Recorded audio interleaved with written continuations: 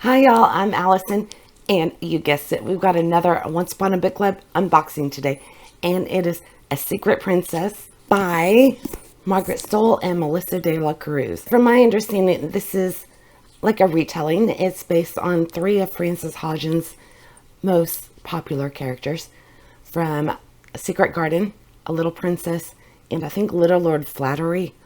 I haven't read any of them, so I won't be able to make much comparison to the original, but I can still enjoy the book, and I'm looking forward to it. This is going to come with gifts, which are in here. So the theme for this box was a royal retelling. It's a YA, and it came out in June of 2022. That's when the box arrived. Now, as an extra bonus for me, this is also a buddy read that I was supposed to do with Phoenix Rose. This book has hit my TBR I don't know how many times, but today we're going to get it started. So let me find out when our first gift is. Ooh, it looks like it's on page 40. So I'll get to dip my toes in, get a little feel for everything, and then come back and we'll find out what's in the first gift. So I will see y'all very soon, I'm sure. I'm loving it. This is set in 1865 in England, and there is a boarding school for, I guess, the more well-to-do families. Pretty much it's where they send the kids that they don't want to deal with. And we've got an evil headmistress. But what I love about it, it starts out with the very fairy tale vibe, and the language, it's just, it's beautiful. I love it. So we have reached the first gift already, page 40. We're setting up. There's three main characters, Mary and Sarah, and then there's a boy, Cedric. So I haven't really gotten much from Cedric yet, but Mary is from India and Sarah is from Manila, the Philippines. There's going to be some prejudice against her because this is the first time most of them have seen someone with darker skin, and the headmistress didn't make any bones about being perturbed that she wasn't a blonde-haired girl, despite the amount of money that her father had. Finley is here. And so it's definitely going to have some racial undertones, and we will see how that goes. So, unfortunately, history. But Finley is, yeah, you know what? I bet you can hear him purring. He has settled into my lap, which I wouldn't mind, except he constantly digs his claws into me. I am covered in holes. So, yeah.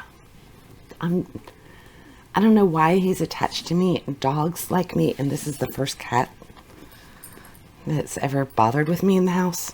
So, anyway, back to the gifts. Let's find out what I've got. They were describing Sarah's clothing. So, hopefully, Finley's not going to go after this. Look. Oh, he's interested. Trying to do this without dumping the cat on the floor. It's a shawl.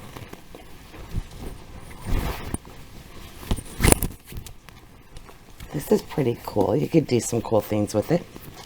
Kind of pretty. It has a, I guess a polyester feel. Let's see. There is a tag here. Ow. Cat's digging into me again. I was right. It is 100% polyester. It is quite big. Has the cat's attention. So anyway, I assume she's going to have to deal with some prejudice. Some of the mean girls at the school. They are 15 years old. The three are going to be butting heads with the headmistress that's in the flap. And Mary, she's the one we start out with. She can definitely hold her own because man, does she give the headmistress a dressing down at the very beginning, and I loved it. I can't wait to see more from this character, because she's not going to put up with anything, and she's definitely standing up for her new friend, Sarah. So I'm going to get back to it, see what they have in store, and I believe that the next gift is coming right up. It's only like on page 56 or something like that. So I will be back with y'all in just a little bit. Okay, so I'm back already. We're just now getting to the point where Cedric is being introduced fully. He was there at the very beginning when Mary had her infamous scene with the headmistress in the dining hall where she told her off. But now we're finally actually getting to meet him properly, and it's time to open our next gift. So it's a portfolio. There we go. It's actually pretty sturdy. I kind of like this. A nice sturdy folder. It's got places for pens. You have a big pocket here, some smaller ones, and then another big one. This actually will come in handy. I like folders, portfolios. This would be a good place for me to store my Aurelium stuff. I might just do that. It's quite sturdy. I'm sure y'all can, it's not wanting to bend. And actually, if you look, the stitching is quite even. So I would say well made. I think I prefer this to the shawl, the scarf. Okay, one thing of note that I kind of skipped over that would make more sense. I did mention that, heads are turning because of Sarah's appearance with her darker skin, and they are not accustomed to seeing that. And I mentioned that Mary is from India, but she is like a lot of the upper class families. Her family is actually from England and living in India. So she has blonde hair, white skin, so she doesn't stand out for that reason at the school. Although she stands out for other reasons, because she's not going to take anything from anybody. She's quite outspoken. So the two have paired up, and it looks like Cedric is going to be a part of that group. Finley just dug his nails into my leg. Did you hear that?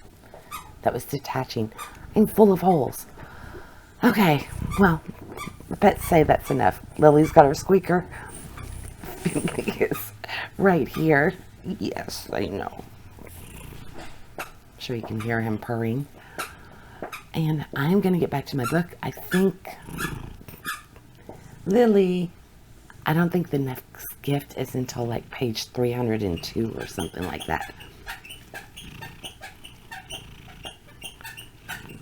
But I will probably pop in before then.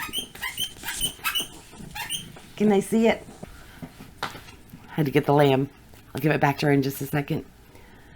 So I'm going to get back to the book, get Finley off my lap, give Lily her toy back. And it looks like the next gift isn't until like page 309 or something like that. But I will come back in when I'm further into the book to let you know what I think about it, because I am still at the very beginning. But so far, I am really enjoying it, and I'm curious to see what's going to happen. I feel bad for these three because this boarding school is going to be terrible. You can tell already. All right, going to give, as I'm talking, can you see Lily down here? Lily. Give Lily back her toy.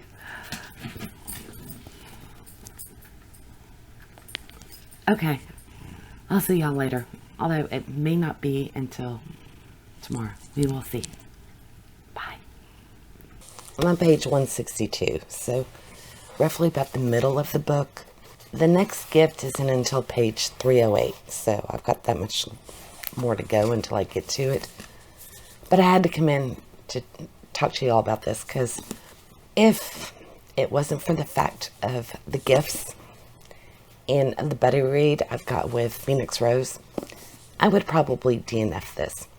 I checked Storygraph. Phoenix Rose left a comment, and they were pretty angered by it, by Miss Minchin's character, who is the headmistress, and she is quite heartless and mean to Sarah, one of our main characters. And it's just heartless, the lack of compassion, and I don't want to spoil anything.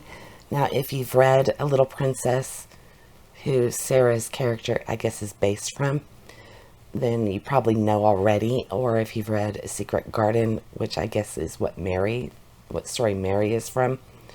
But I haven't read any of these, so I don't know what to expect. I don't know what's from the original stories and what's been added, other than I know they changed Sarah to be Philippine. But it's such a downer, and not at all what I got from the very beginning when we had our gift early on by age like 40. At the very start, had a very fairy tale vibe to me, and I was really liking the imagery and the way it was written, and that all seems to have gone away. I find it very disheartening, and I'm not enjoying it up to this point. Hopefully it will change and improve. They're on the edge of, trying to take their fate into their own hands. We'll see. I don't know if that's actually going to happen or not, and maybe my opinion of the book will change after that point. But I know Phoenix Rose was very angered by it, so much so that they had to take a break from the book and leave it alone. And then they did finish, so I would assume it will get better, but we will see. I just had to come in and tell y'all. Good morning. So, that was a little intense. I made a lot of progress. I finally got it to the next gift, so we'll be opening that in a second. I've got so many issues with this book. I'm just not vibing with it at all.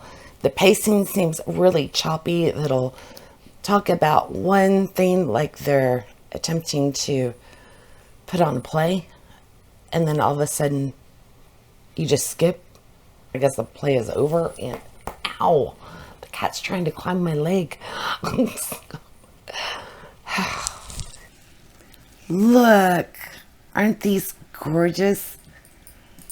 We gave my husband some seeds for his, I think it was birthday.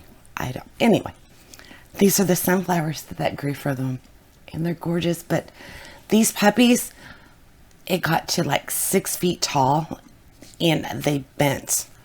So I guess the stalk or the flowers got too heavy for the stalk. So he just cut them and brought them in for me. This is all on one stem. And I always thought sunflowers went, just one per stalk. Anyway, I'm going to see if I can put these somewhere. I think they're too tall for my shelf. There we go. I don't know how much they're in frame, but they're so pretty. I just hope my cats don't try to eat them. I can never have fresh flowers because they always tear them up and it can make them sick. All right, so I am stepping over the dog. I reached page 309, which is where we have our next gift. And I am struggling with this book, y'all. It's just, I don't think it's for me. I don't know if I would like it better if I had read the original stories, but I suspect not, because I am doing a buddy read with Phoenix Rose. It wasn't really a home run for them either. The characters feel really kind of flat. I don't like Mary. I thought I was going to really like her at the beginning.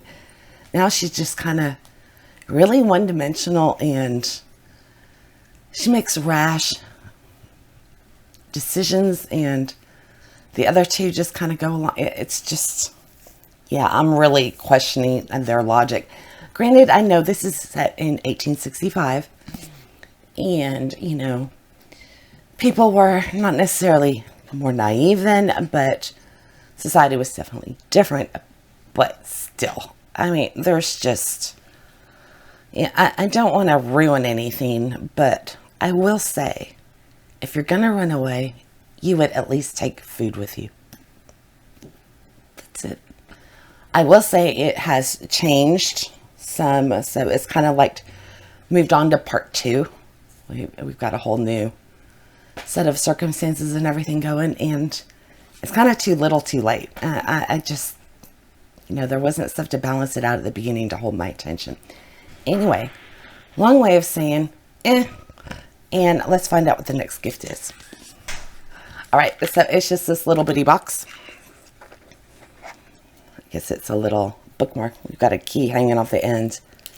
It's thicker than cardstock, kind of almost like balsa wood, but a little bit sturdier than that. It's very lightweight. Anyway, so yeah, and that's the other thing. We're at like page 309. They just recently brought the secret garden aspect into it. So the whole other part of the book was something else. And I guess I was expecting more of that earlier. I don't know. Anyway, I'm going to plow through. And this isn't bad. I'm not blown away by it. But hey, I can always use another bookmark. In fact, I don't have one right now. So I will tuck it in here and use it. Yeah, here's all I have left. So I'm going to finish this puppy, come back with my final thoughts, and we will open the last gift. Okay. It's a little bit later, not too much. So let's go ahead and open up the last gift. If I can get this tape off. And it looks like it's a bunch of white rosebuds.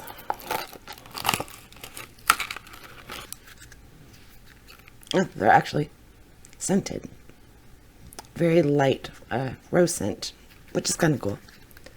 So these aren't bad. It's, can't tell if it's fabric that was coated in like Mod Podge or something. But I don't know. I might find a use for these from a pivotal part in the story, of course. Okay, before we get into the book, the gifts. I wasn't too impressed with these. I'm not sure about the scarf or the shawl. I think it was. Don't particularly care for the color scheme. I don't know that I like this pink with the blue, but you know, okay. Might be able to find some use for it. Definitely, I do like the portfolio. This will come in handy. Has magnets, so I do like that. The bookmark is okay. You know, this kind, you have to be careful because it can leave imprints on your pages sometimes if the book, if you put stuff on top of it. But, you know, it'll work. And the roses are okay. So the gifts are kind of like the book. Nothing spectacular. I was honestly bored. I started kind of skimming through a lot of the description and stuff. It wasn't overly descriptive, especially towards the end. But I was just, said it never really grabbed me. The characters got a little bit more likable. Mary lost her like impulsive tendencies and she kind of thought things through a little bit more towards the end.